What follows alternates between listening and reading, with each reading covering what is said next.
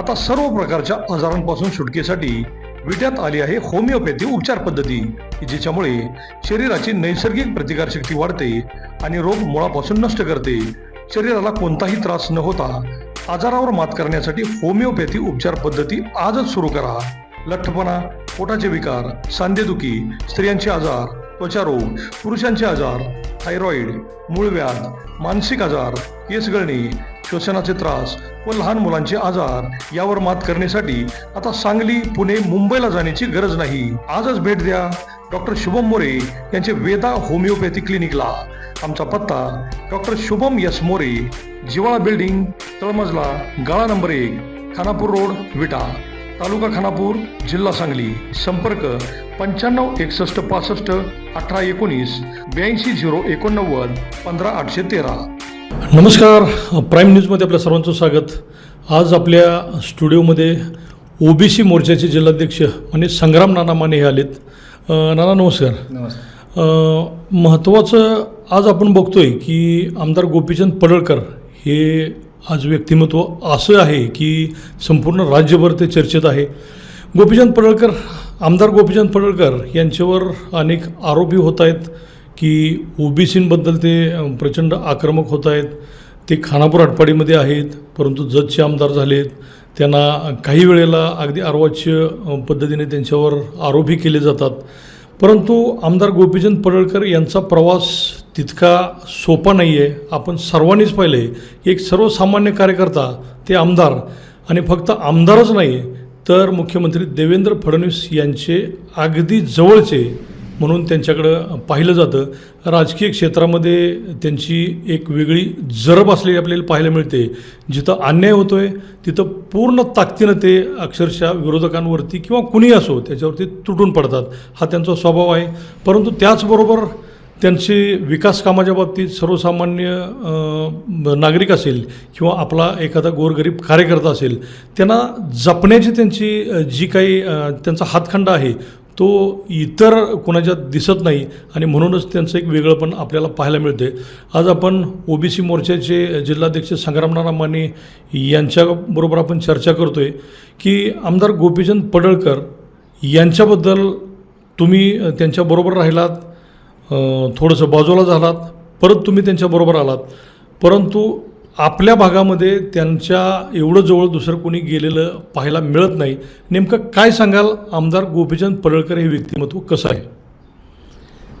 आता आमदार गोपीचंद पडळकर साहेबांच्याबद्दल मी सांगण्यात अजून मी तेवढा मोठा नाही, पण एक गोष्ट मी आवर्जून सांगेन की आमदार पडळकर साहेबांच्यापाशी जी कष्ट करायची तयारी आहे, आजसुद्धा ते 24 तासामधले 20 तास काम करतात. रात्री 2च्या दरम्यान झोपतात, सकाळी 6ला परत उठून तयार असतात. आणि ही एक दिवस नाही, असे कितीतरी वर्ष झालं ते ह्याच वेळेनुसार काम करतात. आणि त्यांचं वय काही फारसं नाही. आता त्यांचं वय 42-43 आसपास वय आहे. आणि कोणाचंही पाठबळ नसताना, राजकीय पार्श्वभूमी नसताना, राजकारणात हितपर्यंत द्यायचं आणि प्रस्थापित लोकांना टक्कर द्यायची ही भल्याभल्यानं आजपर्यंत जमलं नाही. पण त्यांनीही त्यांच्या कर्तृत्वावर त्यांनी जमवून दाखवलं. आणि आज महाराष्ट्रात माझ्यासारखे त्यांच्यावर असले हजारो लाखो माणसं प्रेम करणारे आहेत. आणि लोकनेता ही संकल्पना जुन्या काळात आपण मोठमोठे नेत्याची नावं घ्यायचो, पण आत्ताच्या नवीन काळामध्ये जर एकमेव लोकनेता कोण असेल तर महाराष्ट्रात, तर त्यांचं नाव आहे आमदार गोपीचंद पडळकर साहेब. लोकनेता कोणाला म्हणायचं ज्याच्या एका शब्दावर लाखो माणसं गोळा होतात, आज ती ताकद आमचे नेते माननीय गोपीचंद पडळकर साहेब यांच्यामध्ये आहे, आणि त्याचा आम्हाला सार्थ अभिमान आहे. आपण बघतोय की ओबीसीच्या प्रश्नांवरती ते प्रचंड आक्रमक होतात. तुम्ही पण ओबीसींची अनेक आंदोलनं केलीत, आणि याच तुमचं दोघांचं समीकरण बघितलं तर तुम्हाला असं नाही वाटत की काही वेळेला ओबीसींचं नेतृत्व करताना, ओबीसींचे प्रश्न सोडवताना मराठा समाजावरती ज्या वेळेला तुम्ही आक्रमक होता, तुमचेही काही मराठा समाजाचे मित्र आहेत त्यांना तुम्ही दुरावताय असं वाटतं का? नाही, आता सगळ्यात महत्त्वाचं म्हणजे काय होतं, तुम्ही आता बघा, जी आमची ओबीसीच्या संदर्भात आंदोलन झाली, मी तर कितीतरी आंदोलनं, कितीतरी मोर्चे, कितीतरी मेळावे घेतले असतील. मी माझ्या ओबीसी चळवळीमध्ये काम करत असताना माझी फक्त एक भूमिका राहते की मी ओबीसी समाजात काम करत असताना मी कधी तुमच्या मराठा समाजात कधीच द्वेष केला नाही.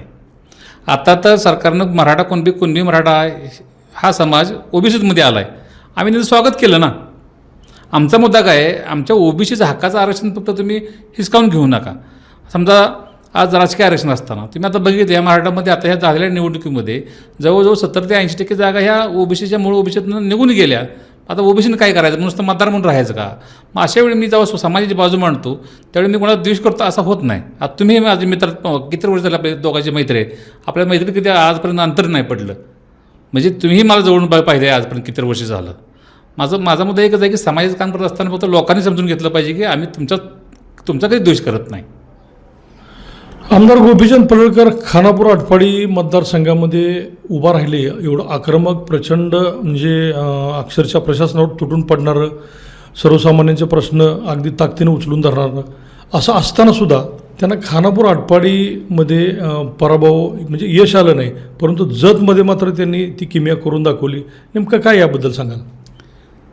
आता खानापूर आटपाडी मतदारसंघामध्ये थोडंसं नाही म्हणलं तर जाती समीकरण होतंच.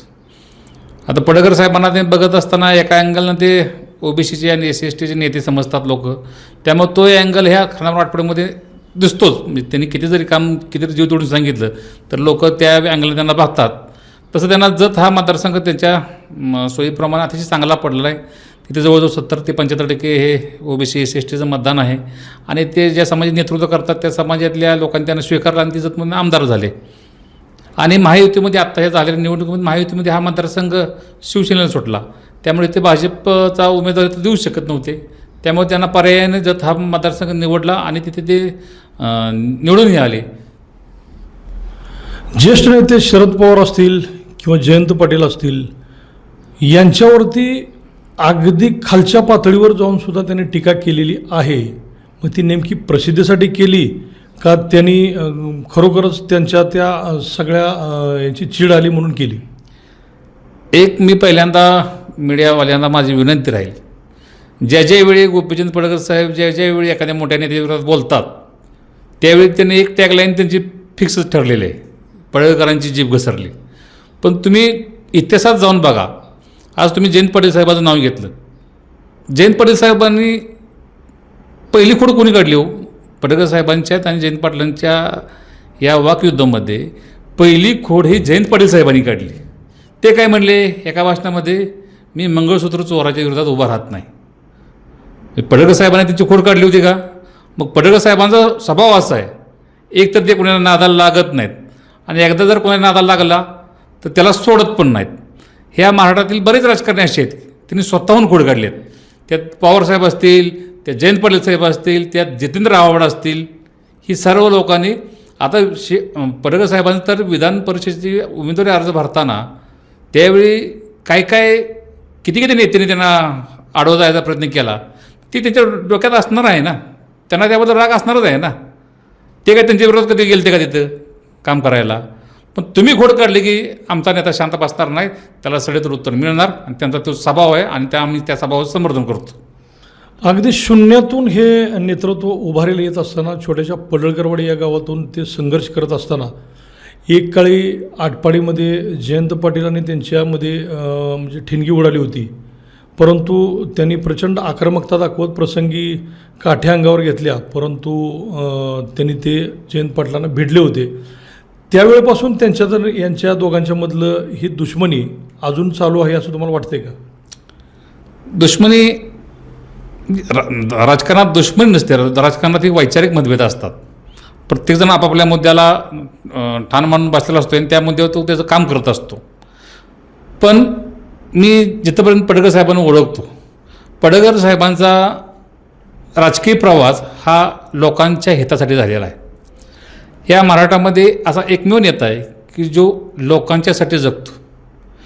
ह्या माझ्या नेत्याला कुठं पैसे कमवून 1000 कोटी कमवून कुठं ठेवायचे नाहीत, गाडी बांगला कुठं म्हणजे 400-500 कोटीचं कुठं बांधून ठेवायचं नाही, कुठं कारखाना शुद्धीकरण काढून कुठं स्वतः प्रस्थापित व्हायचं नाही.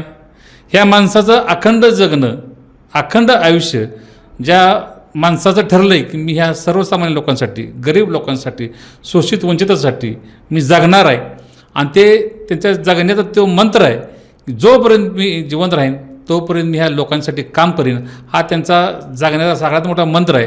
त्यामुळे तुम्ही कधीही जावा, ते कुठल्याही गावात गेले, कुठल्याही शहरात गेले, कुठं जर जाऊन थांबले तर तिथे 50-50, 100-100 लोक गोळा होतात. का होतात तर त्या गरीब लोकांनी बघितलं आहे की आपल्यासाठी लढणारा हा एकमेव नेता आहे, म्हणून त्या लोकांच्या त्या व्यक्तीभोवती लोक गोळा होऊन त्याचं समर्थन करतात. आणि तुम्ही आता बघितलं असेल आत्ताच्या काळामध्ये राजकारणामध्ये पुढं जाणं इतकं सोपं राहिलेलं नाही. आता बाप झाला की पोरा झाला की नातू, ही जी गणित झाले ते राजकारणातसुद्धा झाले. प्रत्येक कुटुंबातला त्याचा आजोबा तर आमदार असतोय, त्याचा वडील तर आमदार असतोय, ते वडील आमदार झाला की त्याचं पोरगा आमदार होते, परत त्याचा नातू आमदार होते. म्हणजे असं सगळे गणित बसलीत. ह्या सगळ्या गणितामध्ये आत्ताच्या काळामध्ये स्वकर्तृत्वावर ज्या नेत्यानं नाव कमिवलं, स्वतःच्या हिमतीवर नाव कमिवलं, वडील लहान असताना वारले तरीही कुणाचं पाठबळ नसताना इथपर्यंत आले, हा संघर्ष त्यांचा खूप मोठा आहे.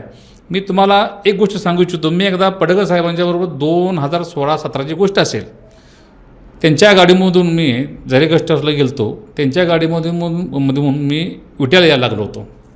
त्यावेळी मी त्यांना विचारलं, म्हणजे आपण साहेब राजकारणात आज आपण संघर्ष करतो आहे, कारण त्यावेळी साहेब काय आमदार नव्हते, विधान परिषदेत गेले नव्हते.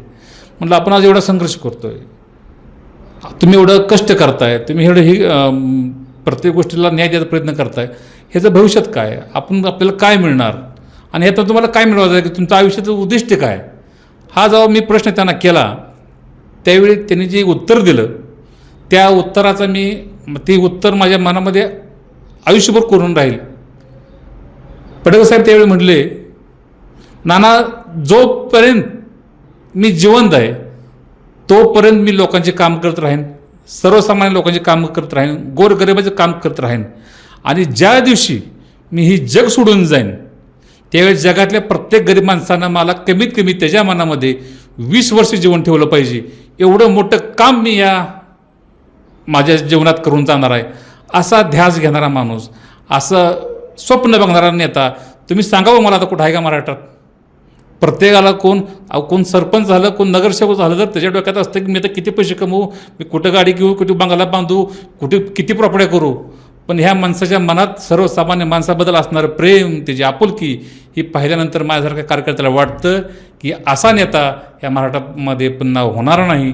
आणि माझी विनंती राहील सगळ्या लोकप्रतिनिधी करणाऱ्या छोट्या छोट्या समर्थकांचं समर्थन करणाऱ्या लोकांना की तुम्ही ह्या नेत्याच्या मागे ताकदीनं उभं राहावं आणि समर्थन करावं, ह्या नेत्याला आपण मोठं करावं, कारण हा नेता मोठा झाला तर समाज 100% मोठा होईल अशी मला 100% आशा आहे. आमदार गोपीचंद पडळकर यांना ओबीसी आणि मराठी या दोन्हीमध्ये वेगळं पण वाटतंय असं तुम्हाला वाटतंय? तसं कधीच नाही, कारण पडळकर साहेबांचं तुम्ही बघितलं त्यांचा मित्रपरिवार मराठा समाजाचे सुद्धा भरपूर लोक आहेत, ओबीसीमधले आहेत असं, त्यामुळे त्यांचा त्या बाबतीतला अँगल तसा नाही आहे, मी ती ठामपणे सांगू शकतो. प्रशासनामधील अधिकारी आमदार गोपीचंद पडळकर यांचं नाव घेतलं की अक्षरशः थरथर कापतात. नेमकं काय आहे प्रकार? नाही, त्यांनी त्यांच्या सुरुवातीच्या राजकीय कारकिर्दीमध्ये ज्यावेळी संघर्ष त्यांचा चालू होता त्या काळामध्ये त्यांच्यावर बऱ्याच खोटी केसेस झाल्या. खोट्या केसेस झाल्या म्हणजे प्रशासनावर दबाव आणून त्या राजकारण्यांनी त्यांच्यावर केसेस टाकल्या, त्यामुळे त्यांना जो नाहक त्रास झाला, त्यांना जे जेलमध्ये राहायला लागलं 2-2, 3-3 महिने न केलेल्या गुन्ह्यामध्ये, त्यांना त्यावेळी त्याची कल्पना आली की माझी जर ही परिस्थिती असेल तर सर्वसामान्य एखाद्या गरीब कुटुंबातल्या माणसाची परिस्थिती काय असेल. म्हणून त्यांनी एक गोष्ट नेहमी अवलंबली की गरिबाला न्याय द्यायचा असेल तर प्रशासनावर आपली थोडी पकड पाहिजे, आणि ते त्या दृष्टीने आपली काम करायची पद्धतींची जर थोडी कडक आहे. तर माझंही म्हणणं असं आहे की एखाद्या गरिबाचं काम करत असताना थोडी कडक घेतली तर ती घेणं गरजेचं आहे, आणि त्या गोष्टीबद्दल मला वाटत नाही त्या लोकांची नाराजी असेल. आज सर्वसामान्य माणसं खुश आहेत पडळकर साहेबांच्या कामावर आणि ते नेहमी राहतील.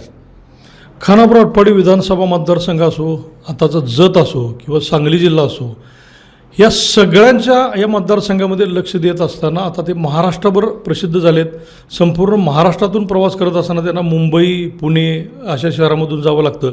आज त्यांचा प्रवास करताना आपण बघतोय की ते न थांबणारं व्यक्तिमत्व आहे. म्हणजे किती जरी प्रवास झाला तरी कुठल्याही कार्यक्रमाला उतरले तर ते नेहमी फ्रेश दिसतात. तुम्ही अगदी त्यांच्या जवळ असताय, नेमकं काय गणित आहे, काय सांगाल? आता हे कोडंसं मलासुद्धा पडलेलं आहे, कारण मी बऱ्याच वेळा रात्री त्यांच्या 11, 12, 1 वाजता त्यांना भेटायला गेलो गेस्ट हाऊसवर, आणि ते रात्री 2च्या दरम्यान झोपतात, परत सकाळी 5:30-6ला उठून ते त्यांच्या परत कामाला ते उठून त्यांच्या कार्यक्रमाला गेलेले असतात. एवढी एनर्जी त्यांच्यात येते कुठून, हा एक प्रश्न आपल्या संशोधनाचा विषय आहे. माझं असं म्हणणं आहे की परमेश्वरानं त्यांना ह्या लोकांच्या हितासाठी तिथं नेमलं आहे आणि ते त्यांचं काम चोखपणे पार पाडत आहेत. कारण एवढी एनर्जी, एवढं कष्ट करायची तयारी, एवढी धावपळ, एवढं टेन्शन मला वाटत नाही सर्वसामान्य माणसाच्या डोक्याला पिलेलं. कारण आपण एखादं आपलं 5-10 लाखाचं कर्ज आपल्या डोक्यावर असलं तर आपण वायबल होऊन जातो किती कर्ज फेडत आपण बघतोय लोक किती राजही आहेत. पण त्यांना ते आज हे बघा, राजकारण करत असताना तुम्हाला आर्थिक सुबत्ता तुमची असावं लागते.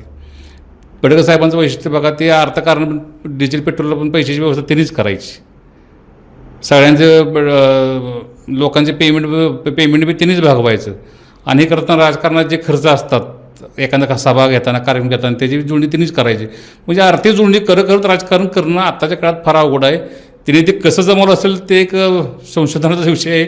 आणि माझ्यासारख्या कार्यकर्त्याला वाटतं की त्यांच्या मागं परमेश्वराची फार मोठी ताकद आहे आणि त्यांना परमेश्वर ज्यावेळी अडचण येईल त्याच्यावेळी त्यांना मार्ग दाखवतो आणि त्या मार्गानुसार ते पुढं मार्गक्रमण करत असतात.